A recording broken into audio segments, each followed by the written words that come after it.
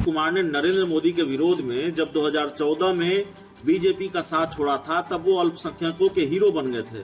उन्हें चुनाव में अल्पसंख्यकों का जोरदार समर्थन मिला था, लेकिन फिर से उनके बीजेपी के साथ जाने, फिर बीजेपी को छोड़कर आरजेडी के साथ आने, फिर एक बार आरजेडी को छोड़कर बीजेपी के साथ जाने और अब लोकसभा चुनाव से पहले फिर से आरजेडी के साथ आ जाने से अल्पसंख्यक दुविधा में है। नमस्कार, आप देख रहे हैं सिटी पोस्ट और मैं हूं अभिषेक मिश्रा।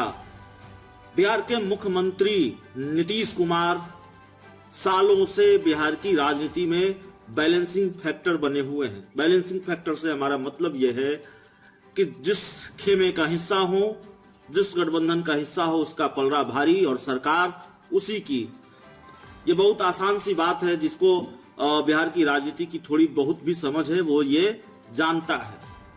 लौकुश समीकरण की बात होती है और कहा जाता है नीतीश कुमार इसी समीकरण के सहारे बिहार की राजनीति में सालों से स्थापित हैं या बैलेंसिंग फैक्टर बने हुए हैं। दरअसल मामला सिर्फ लौकुश समीकरण का नहीं है। नीतीश कुमार के साथ एक और वोट बैंक जुड़ा रहा है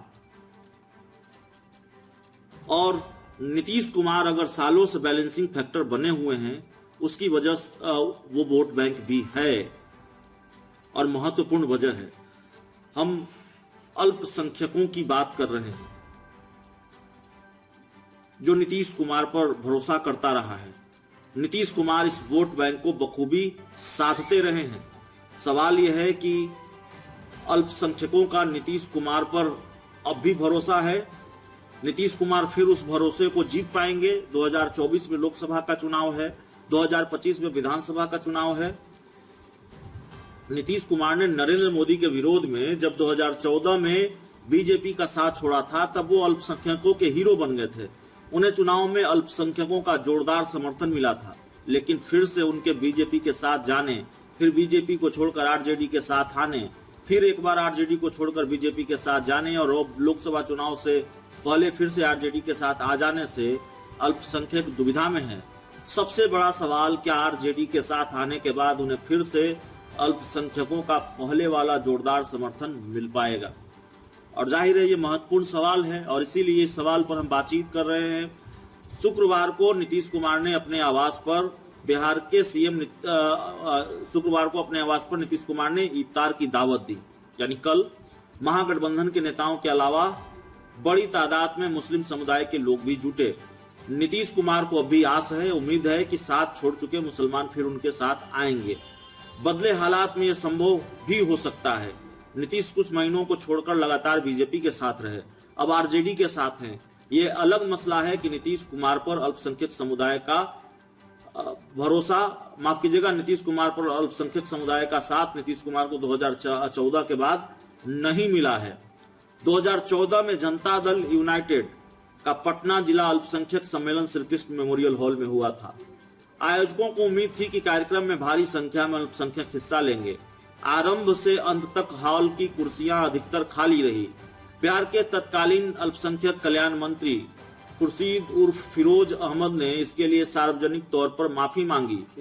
विपक्ष का कहना है कि नीतीश कुमार चाहे मजार पर चादरपोशी करें या इफ्तार पार्टियों में शिरकत, अल्पसंख्यकों के मन में पहले जैसा उनके प्रति प्रेम नहीं रह गया है।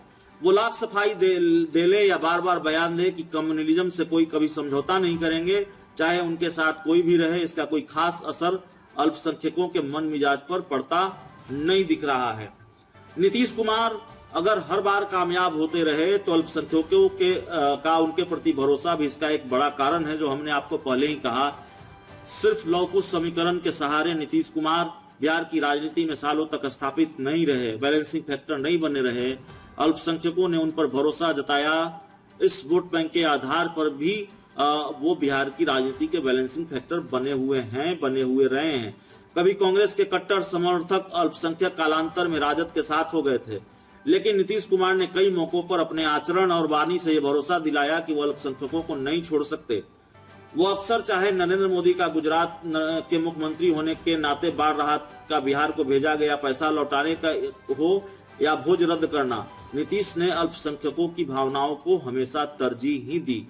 नरेंद्र मोदी को बीजेपी ने जब प्रधानमंत्री का उम्मीदवार बनाया तो नीतीश ने भाजपा से रिश्ता ही तोड़ लिया। उनके इन कदमों को अल्पसंख्यकों ने सिर आंखों पर रखा और कालांतर में उन्हें अपना समर्थन दिया। लेकिन तब मुस्लिम समाज के पास कोई और विकल्प नहीं था। अब उन्हें युवा के रूप में तेजस्वी यादव का विकल्प मिल चुका है। वे आरजेडी की ओर दोबारा मुखातिब हो चुके हैं। नीतीश के सारे मुस्लिम उम्मीदवार 2020 के विधानसभा चुनाव में हार गए। तेजस्वी की पार्टी से 8 ने जीत दर्ज की, यानी मुस्लिम अब नीतीश से अधिक तेजस्वी को तरजीह देते हैं। कम से कम 2020 में यह दिखा है। 2020 में हुए बिहार विधानसभा चुनाव में जेडीयू से कोई मुस्लिम उम्मीदवार नहीं जीता। आरजेडी से 8 मुसलमान विधायक चुने गए थे। मुस्लिम विधायकों की जीत के मामले में दूसरे नंबर पर ओवैसी की पार्टी AIMIM रही। उसके 5 मुस्लिम विधायक जीते थे। कांग्रेस के 4 और एक CPI और BSP के मुस्लिम विधायक जीते। जेडीयू ने 11 मुस्लिम कैंडिडेट को टिकट दिया था, लेकिन कोई जीत हासिल नहीं कर पाया। अब ये तय करना आपका काम है। ये आप तय कीजिए, नीतीश कुमार पर अल्पसंख्यकों का भरोसा है कि नहीं है। पूरा गणित हमने आपको बता दिया है, पूरा हिसाब किताब समझा दिया है। भरोसा है तो फिर 2024 में क्या होगा, और भरोसा नहीं है तो फिर नीतीश कुमार कितने दिनों तक और बैलेंसिंग फैक्टर बने रहेंगे। 2024 में जेडीयू का क्या होगा, 25 में क्या होगा। बहुत बहुत धन्यवाद।